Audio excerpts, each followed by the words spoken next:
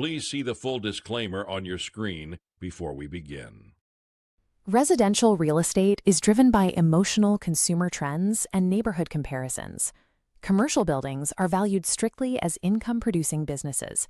They run on pure math. If you can manipulate the income and expenses of a commercial asset, you can engineer its appreciation through calculation alone. In this lesson, we will deconstruct the core valuation equation, break down net operating income line by line, and give you a 4-step framework to analyze and reject a bad deal in less than 60 seconds. To follow along, you need 3 things: a calculator, an offering memo detailing the seller's asking price and gross revenue, and a working knowledge of your local market capitalization rate. Relying strictly on mathematical equations eliminates emotional bias, turning what looks like a high-risk transaction into a predictable, engineered outcome.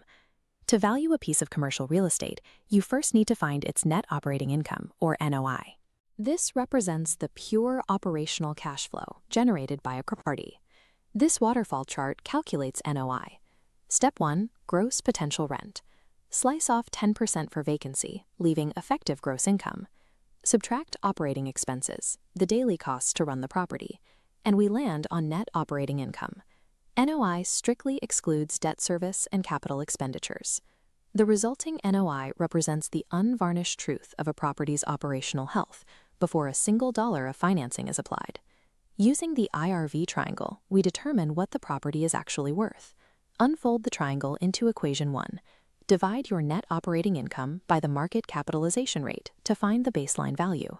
Compare this mathematically derived value directly against the seller's asking price. Because value is linked directly to income divided by the cap rate, even minor operational improvements will dramatically increase the overall property value. This is called forced appreciation. Watch this calculation. Imagine you buy an asset in a 6% cap rate market. You optimize operations and increase the NOI by $50,000. $50,000 divided by 0.06 equals over $833,000 in newly generated equity.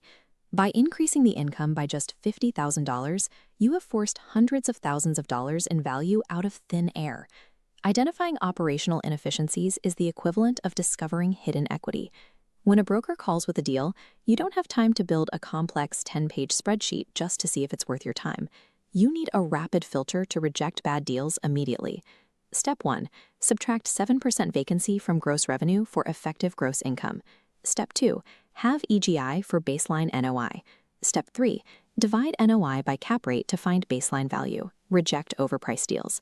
Step 4, divide NOI by mortgage, ensuring coverage ratio sits above 1.25. This 4-step framework acts as a highly disciplined shield. It prevents you from wasting time on vastly overpriced assets or taking on unmanageable bankruptcy risks. That completed framework is all the mathematical proof required to tell you if a deal warrants further, detailed investigation, or if it belongs in the trash. At this stage, you must follow one rule. Trust the concrete numbers, not the broker's narrative. Brokers often present a metric called pro forma NOI. This projects what the building could make if operations ran perfectly in the future. Never calculate your initial purchase price based on a perfect world scenario. To implement this filter today, follow the link in the description to download the baseline valuation calculator template we used in this lesson. Successful commercial real estate requires you to buy based on today's concrete reality and profit through tomorrow's operational execution.